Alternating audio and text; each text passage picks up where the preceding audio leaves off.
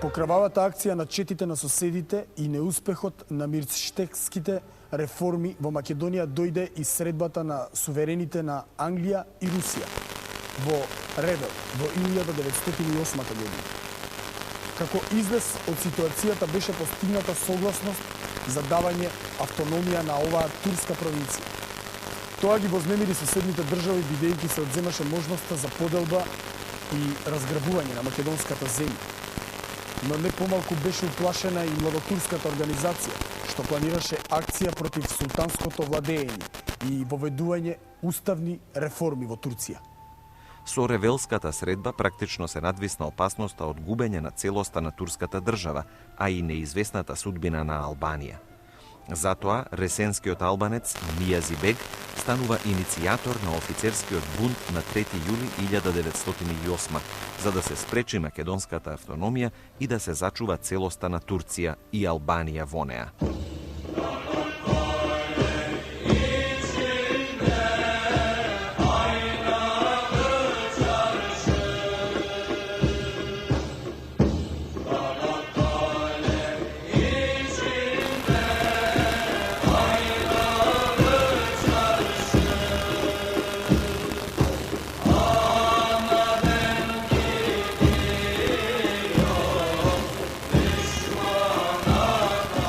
Кон младотурците се приклучија и некои македонски револуционери, начело со Сандански, но наскоро беа разочарани од своите очекувања. Со младотурската акција за разоружување, ситуацијата на христијанското население во Македонија уште повеќе се влоши. Влегувањето на соседните држави со своји институции и организации исто така ја усложни ситуацијата. Српскиот битолски конзул на 3 март 1910 известува дека во Битолско, Демирхисарско и во Крушевско се појавила голема пропаганда за некаква руска партија и маса луѓе барала заштита од рускиот конзул. Всушност, тоа беше акција на Македонското научно-литературно другарство во Санкт Петербург за отворање македонски училишта. Борбата на теренот ја водеше крушевчанецот Марко Атанасов Мушевич Македонец. Тој првпат имаше дојдено во Русија уште во 1884 и на 9 јануари следната година беше примен од рускиот император, на кого што му ги предаде, меѓу другото, и меморандумот од името на македонскиот народ, што потоа беше и објавен во весникот Свет. Вторпат Мушевич дојде во Русија во март 1902 и му поднесе ново обраќање со 100 потписи од приврзаниците на македонскиот клуб во Белград на рускиот император во врска со крајно тешката положба на христијанското население во Македонија.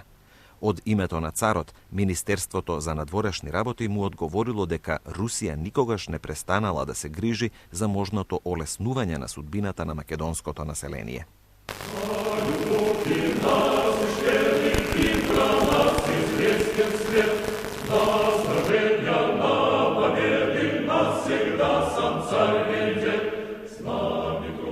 При третата посета на Санкт Петербург од 13 до 18 мај 1910 Марко Мушевич и Наце Димов, братот на председателот на другарството Димитрија Чуповски, поднесоа опширен меморандум до Светиот синод на Руската православна црква, во кој се бара руска материјална и дипломатска помош за обновување на разорнатиот житошки манастир Свети Атанасија и за отворање македонско училиште со интернат. Тие 10-та година организира и една акција за формирање пансион со училиште во Житошкиот манастир, каде што би се учело на македонски јазик и децата би се воспитувале во македонски национален дух. За таа цел тие побараа помош од Руската црква, надевајќи се дека разрушениот или неуспевоставени Житошки манастир ќе го обноват и на таков начин ќе создадат една база за македонската просвета. Меѓутоа, по 3-месечно работење во Македонија, Димитрije Чуповски беше фатен во Велес од Велешкиот војвода на централистите и со пиштол беше прогонет да не се помисли веќе за таква една идеја за формирање посебна македонска нација со македонски јазик и македонска црква. Следствено, тој мораше да се врати во Петербург. Таму се обидува да дејствуваат кај Руската православна црква, но бидејќи Русија ги поддржуваше балканските соседи и нивната политика и беше 12-та година, како и во 904 година во српско-бугарскиот договор поставен како арбитер рускиот цар, и сега 12-та година кога се правеше подготовката за балканските војни, во српско-бугарскиот договор се постави однова како арбитар рускиот цар да ги решава евентуалните прашања што би настанали за подобрување на Македонија. Бидејќи подносителите не добиваат позитивен одговор, иницијативата на другарството за македонски училишта во Македонија не застанува. Марко Мушевич одново стигнува во Санкт Петербург, но сега како ополномоштеник на парохијаните на Житошкиот манастир Свети Атанасија и на 15 октомври 1911 поднесува нова и знатно поопширна молба до Светиот Синод на Руската православна црква со барање да се обнови разурнатиот Житошки манастир со неговите имоти и во него да се основа благословство за наетчиско училиште. Јас, вели Мушевич, потоа. Еве веќе 30 години ја болувам болката и страдам со страдањата на православното македонско население. Се жалам и молам за олеснување на неговата судбина. Како ополномоштеник на моите собраќа и сограѓанин, јас не еднаш имам доаѓано во Русија.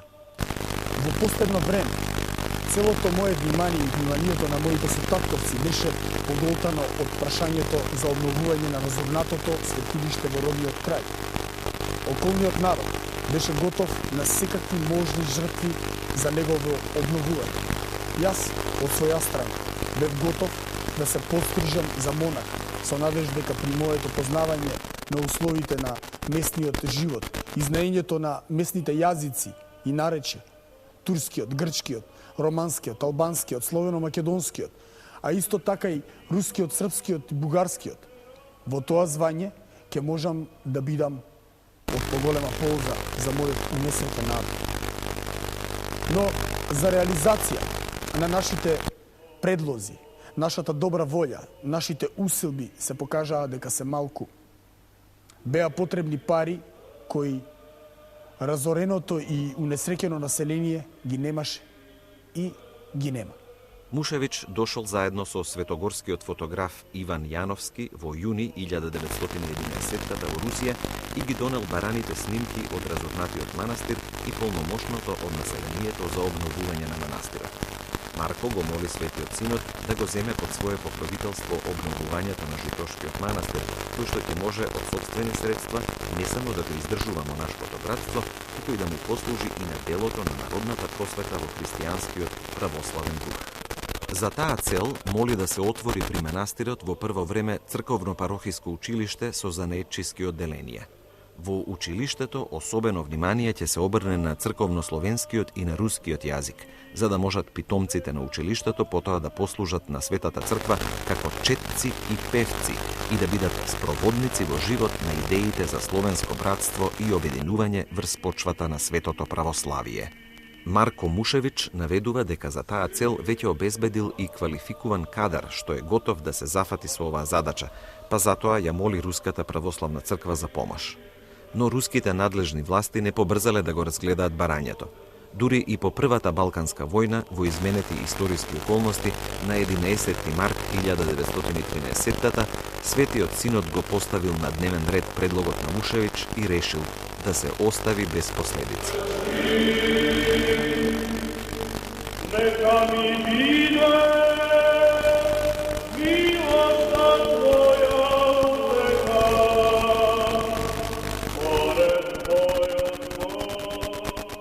Беше очигледно дека Русија не е готова да прифати отворање на какво и да е училиште на македонски јазик, бидејќи тоа се косеше со српско-бугарскиот договор, за чиј арбитар беше определен токму рускиот цар. Впрочем, Македонија веќе беше распарчена и македонскиот народ беше осуден на асимилација во рамките на соседните монархии.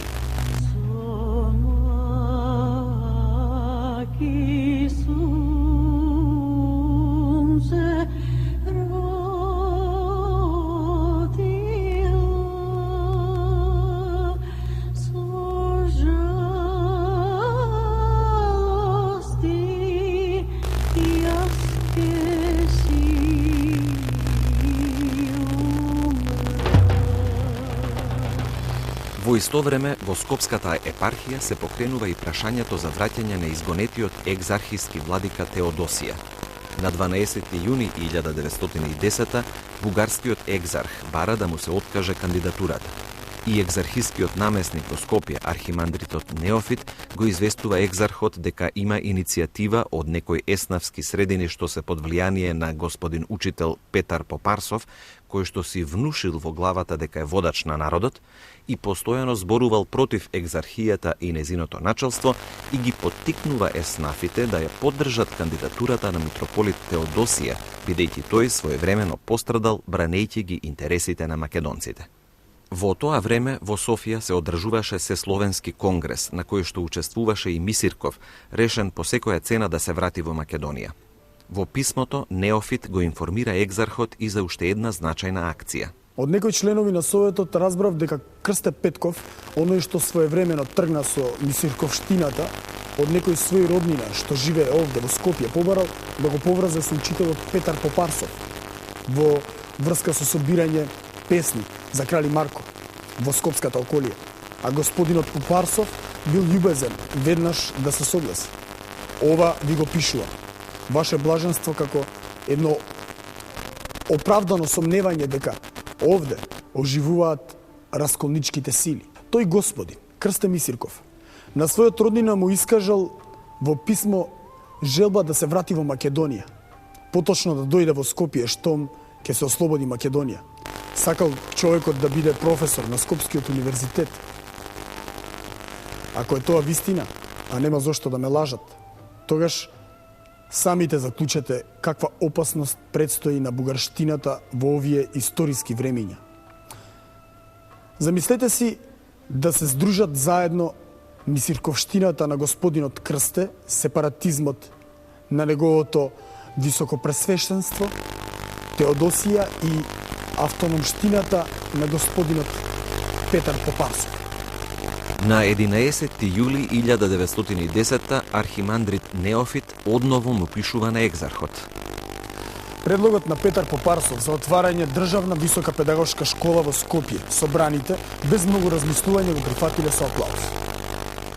На забелешката од нашиот секретар, господинот Тодоров, дека просветата е во доменот на светата бугарска екзархија, а не на турските државни власти, Петар Попарсов со иронија одговорил: ако екзархијата е заинтересирана за народната просвета, таа можела од поодамна да земе иницијатива за отварање училишта од повисок ранг.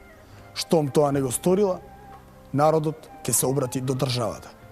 Веројатно, имајќи го предвид престојот на Мисирков во Софија во времето на словенските манифестации, архимандрит Неофит изјавува: Длабоко сум уверен дека Попарсов е замешан во оваа работа и верувам дека со Мисирков се имаат сретнато неодамна во Софија.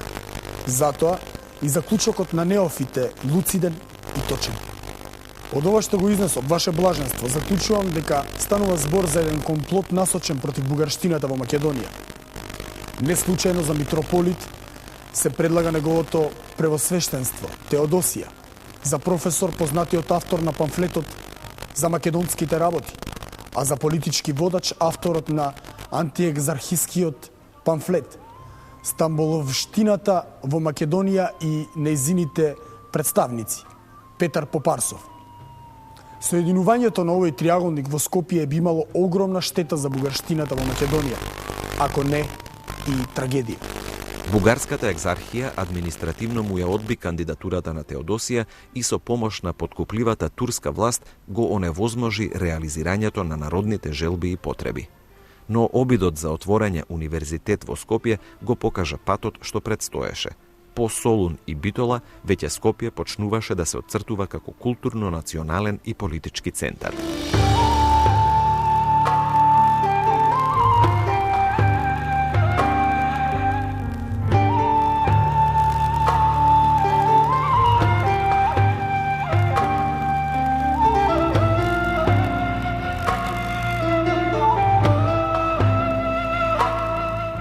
Работите на Балканот се развиваа ризично за Македонија.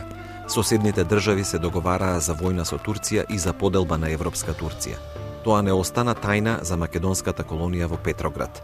За да се обезбеди национална институција или асоциација што би настапувала легално и легитимно од името на македонскиот народ пред Европа, со подписите на главните организатори Димитрија Чуповски, доктор Гаврил Константинович и Наце Димов, на 27 јуни 1912 беше поднесен предлог за регистрација на подготвениот устав на основаното Словено-македонско национално просветно друштво Свети Кирил и Методија. Во тој период, пред да се објави првата Балканска војна, за да има Македонија свој представник, легитимен представник, беше формирано посебно Македонско национално просветно друштво Свети Кирил и Методиј во Петербург со устав во кој одново како и во првиот устав на дугарството од 1903 година беше воведен македонскиот литературен јазик како задолжителен службен јазик во друштвото и дека може да членуваат само македонци кои се чувствуваат македонци, а не ги поддржуваат идеите на нашите соседи. Се разбира, бидејќи Русија го готвеше Балканскиот пожар, учествуваше во подготовките и договорите помеѓу балканските сили, се разбира, не го поддржа и не го одобри ова друштво начело со Димитрија Чуповски, Наце Димов, доктор Гаврил Константинович и други. И во тој момент тие решија да формираат Руско-македонско благотворно друштво Свети Кирил и Методиј со истата програма, само со учество и подписници и истакнати руси, надевајќи дека на таков начин ќе успеат да ја приволат руската влада, руската администрација, да го признае и да го регистрира како македонско тоа друштво. Меѓутоа, руската влада регистрира такво црногорско друштво, но одби да го регистрира и руско-македонското благотворно друштво Свети Кирил и Методиј. Тогаш македонците се организираа како македонска колонија и 1913 година почнаа да работат за афирмација на македонската борба за македонска држава. Тогаш Димитрија Чуповски објави опширна статија под наслов Македонската држава, каде што ги даде основите за идната македонска држава која евентуално може да биде и во една федерација балканска или јужнословенска. Овие ставови беа диаметрално спротивни на стремежите на балканските сојузници за договорената војна со Турција. Затоа, молбата на друштвото не беше прифатена и тоа не беше регистрирано. Слухот за спогодбите на соседните монархии за блиска војна стигна и во Македонија. Луѓето беа возбудени и уплашени.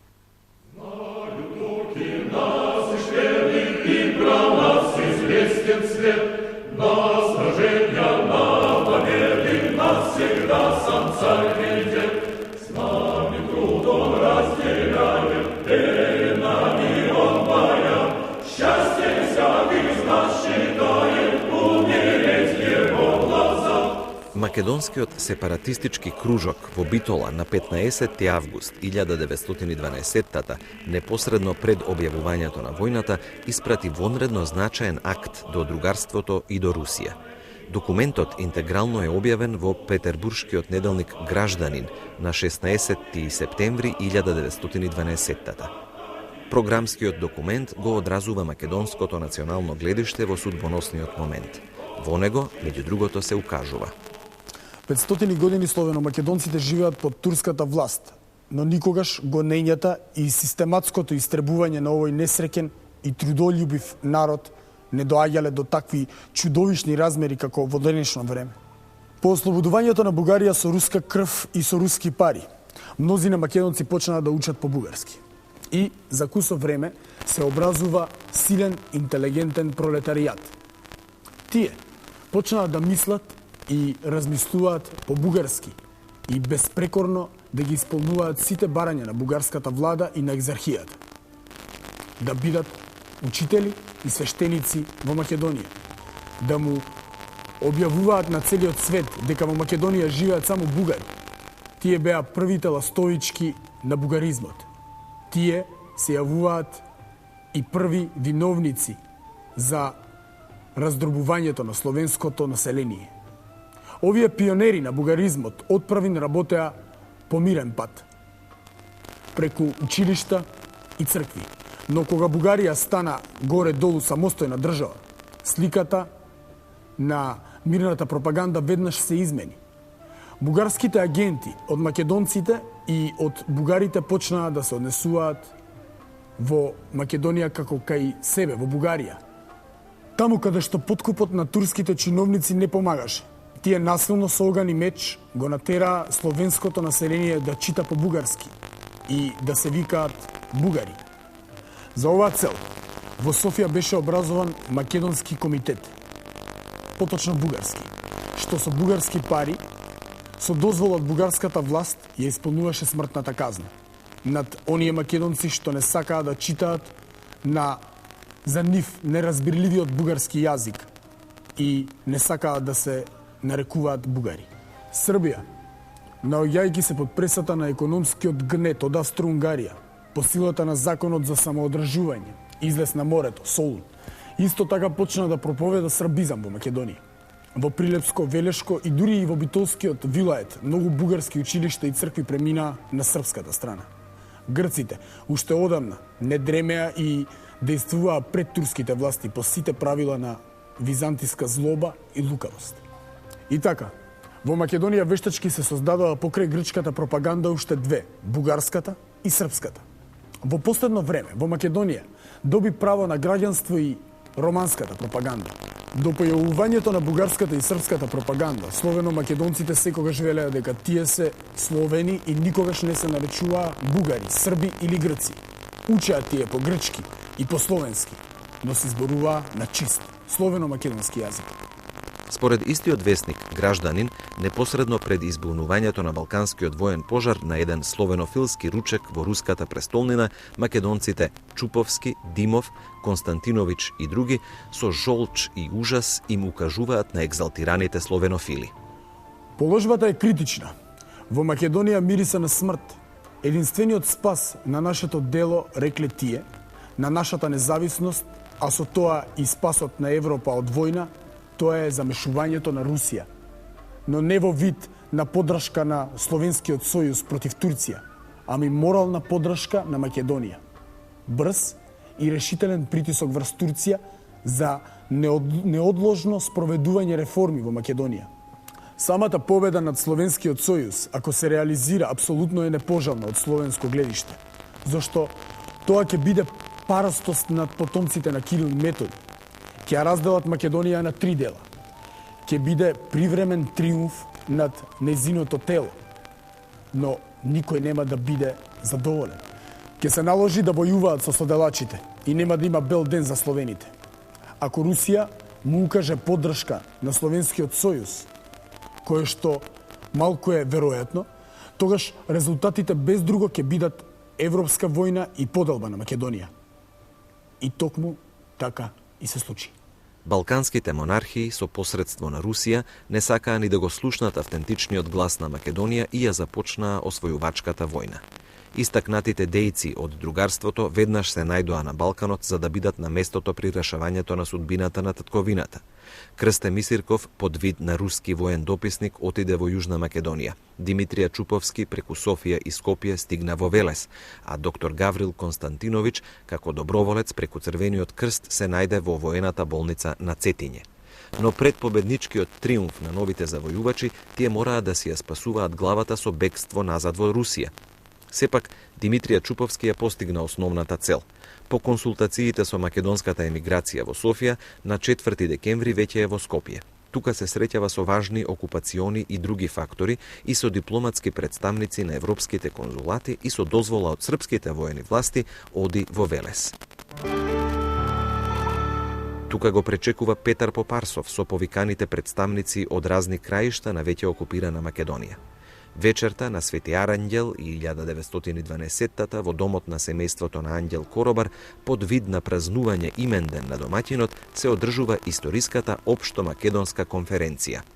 По долга и бурна расправа се решава да се испратат Димитрија Чуповски и Петар Попарсов во Париз и на амбасадорска мировна конференција во Лондон за да дејствуваат од името на македонскиот народ за зачувување на целоста на Македонија, а македонската колонија во Санкт Петербург доби полномошно да ги застапува интересите на македонскиот народ пред Европа.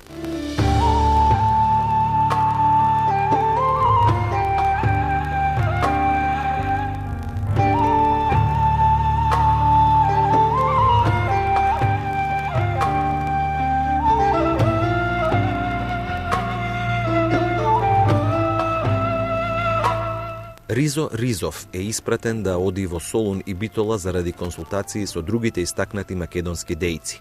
Во Солун се среќава со гемиџијата Павел Шатев, што бил во придружба на бугарскиот универзитетски професор Јордан Иванов, кој, како што пишува самиот Ризов во македонско дело од 10 јануари 1926, најсериозно му се заканил. Момче, за тој збор, автономија, ние јазици ќе сечеме. Затоа ли бугарскиот народ се тепаше? Затоа ли тој ја пролеваше својата крв? Па сега вие да сакате автономија? Знајте дека ние, само заради таа автономија, во армијата сме пуштиле 20.000 детективи. Глави ќе паѓаат. Ваквиот однос на бугарските окупациони власти дошол до израз и на банкетот што бил приреден од бугарскиот генерал Тодоров во Солун, на кој, како што сведочи Јане Богатинов во весникот Доброволец од 15 јули 1945, Јане Сандански дигнал чаша и рекол дека пие за здравието на новата држава Македонија. Тогаш сите присутни бугарски офицери ги извадиле сабиите и се заканиле дека глави ќе паѓаат и јазици ќе сечат и дека не за тоа е пролеана толку бугарска крв.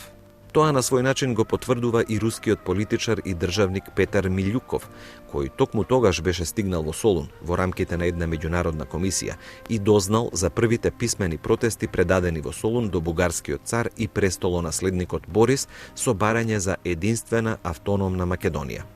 Самиот Милјуков во својот весник Реч од 27 јануари 1913 дообјаснува. Сред македонските кругови јас го најдов тоа вознемирување и збунето расположение. За луѓето што цел живот се бореле за македонската идеја, очевидно, психолошки беше невозможно во еден миг да се приклонат пред свршениот факт и да го признаат својот идеал. Конечно упразнет и предаден во архив. Всушност, упразнет во името на што? Во името на некој друг, некако определен, стабилен, што ги задоволува народните потреби. Такво нешто нема на лице. Дележот на Македонија е веќе неодвратлив факт.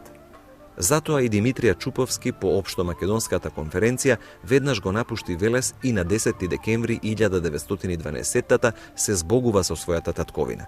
По враќањето во Русија, тој во весникот Гражданин од 27 јануари 1913 објави статија за состојбите во Македонија и за опасностите за народот, во која при крајот укажува: Сега, кога делото за ослободување на Македонија е завршено, тоест турската власт е изгонета, а наместо неа сојузниците поставија своја окупациона власт, сега погледот во иднината на Македонија изгледа уште помрачен и пожален, отколку што беше порано.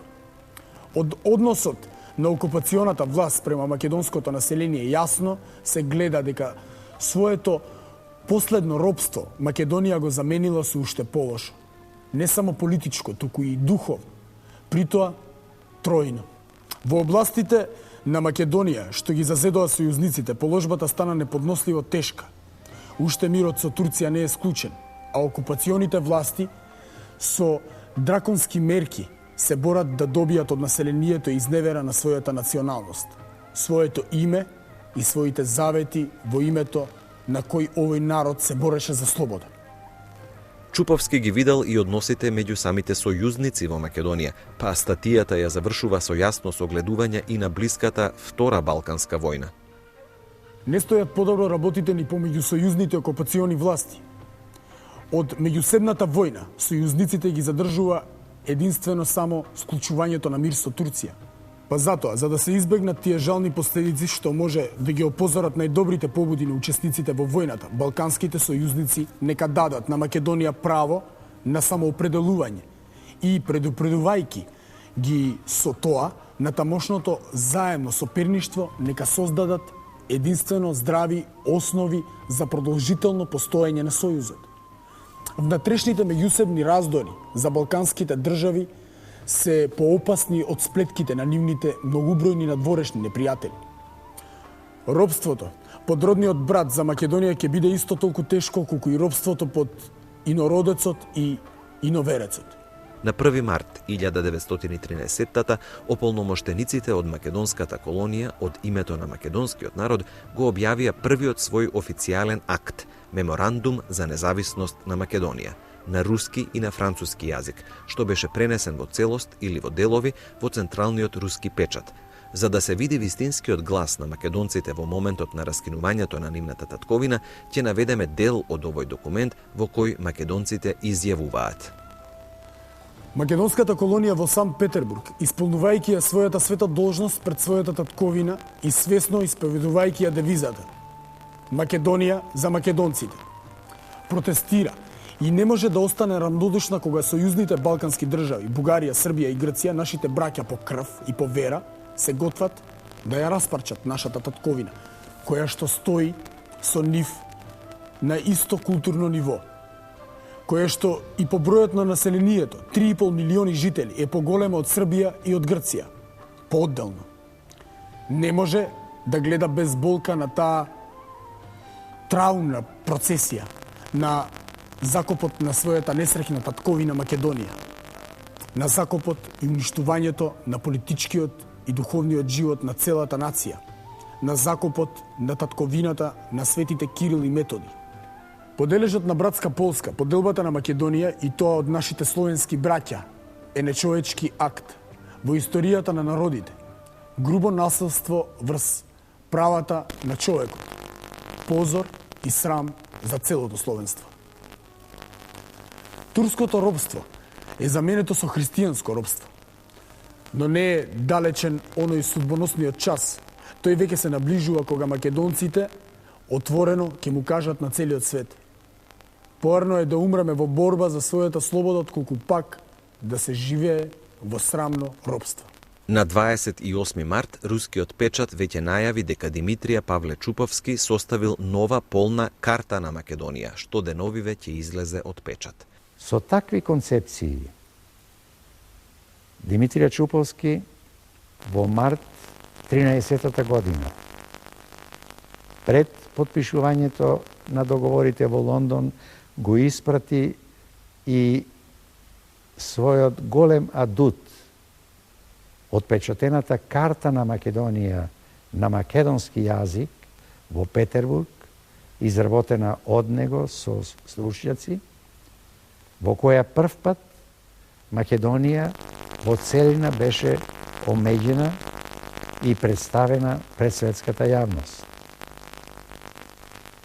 Во тоа време, во рускиот печат се појавија низа статии со македонска национална програма, а одоцна, од 7 јуни почна да излегува и списанието Македонски голос во заграда Македонски глас, што излезе во 11 броја во 13-та и 14-та година и на 220 печатени страници ја презентира Македонската национална програма и борбата на Македонија за обединување тогаш веќе на раскинатата земја и ослободување на македонскиот народ во посебна држава.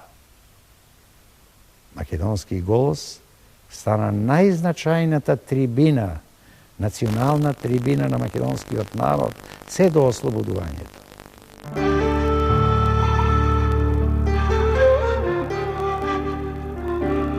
Освен тоа, Павле Чуповски патува лично во Париз и Лондон за да ја пропагира самостојноста на Македонија. На ова патување, по решение на Општомакедонската конференција во Велес, покрај Чуповски требало да тргне и Петар Попарсов, но никаков глас не стигнувал од Балканот. Затоа Чуповски на 19 јуни 1913 на една своја визитна картичка му пишува порака на Попарсов на македонски. Што правите тамо? Јас се уште ве чека. Излегајте, па макар сам, за пари не се бој, ја прима разноските надвор од границата. И Попарсов морал да бега пред теророт на српските окупаторски власти, па европското патување не се реализира.